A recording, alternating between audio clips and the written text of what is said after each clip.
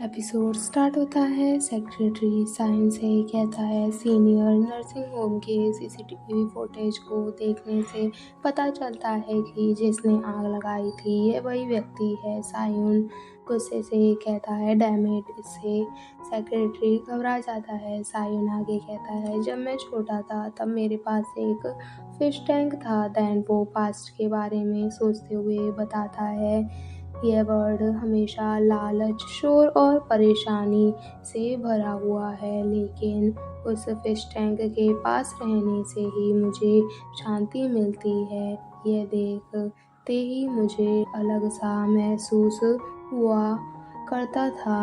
मेरी सांस में एक शांति सी महसूस हुई, इतनी कि मुझे लगा कि यह सचमुच बहुत अच्छा है और मैंने इसे अपने पास रख लिया है। बट फिर किसी ने चुपके से मेरे फिश टैंक से सारा पानी निकाल दिया।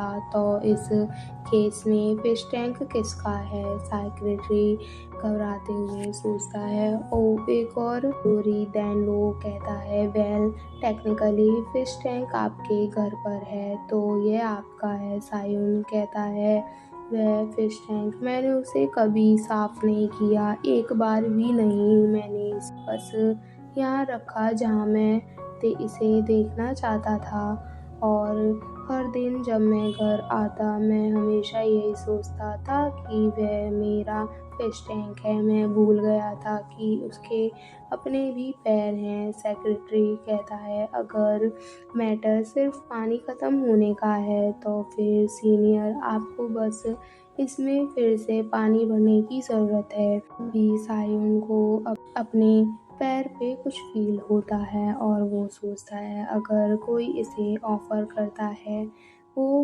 गलती किसकी होगी।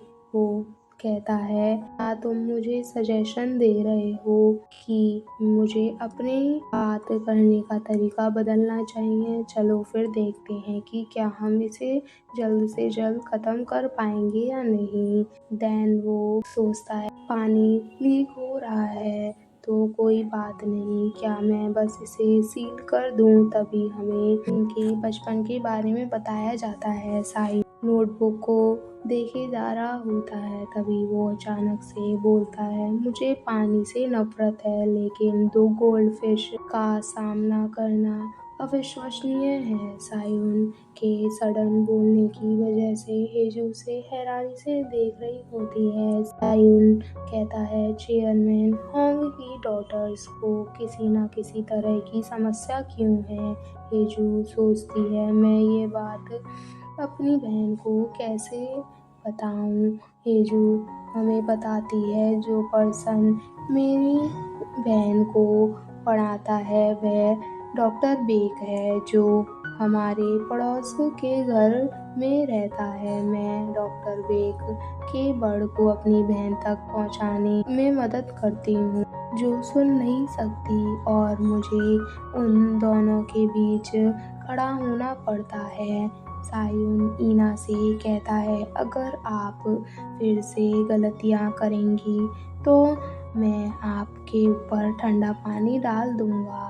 हेजू इसे सुनकर कांपने लगती है और घबराते हुए ईना को लिख के बताती है कि ईना आप इससे भी बेहतर कर सकती हैं, यह उन्होंने कहा है। ईना यह देखकर हेजू की तरफ प्यार से देखने लगती है और हमारी हेजू तो घबराई हुई होती है। सायुन कहता है आपकी परफॉर्मेंस को देखकर एंगेजमेंट तोड़ना कोई बड़ी बात नहीं है। हेजू गुस्से से अपनी नोटबुक में लिखती है मेरा गुस्सा ऑलरेडी 70% तक पहुंच चुका है। कांग सायुन दोबारा से कहता है क्या तुम सचमुच थक कर हार मान लोगे? हेजू दोबारा से लिखती है आप सचमुच थक गए हैं है ना?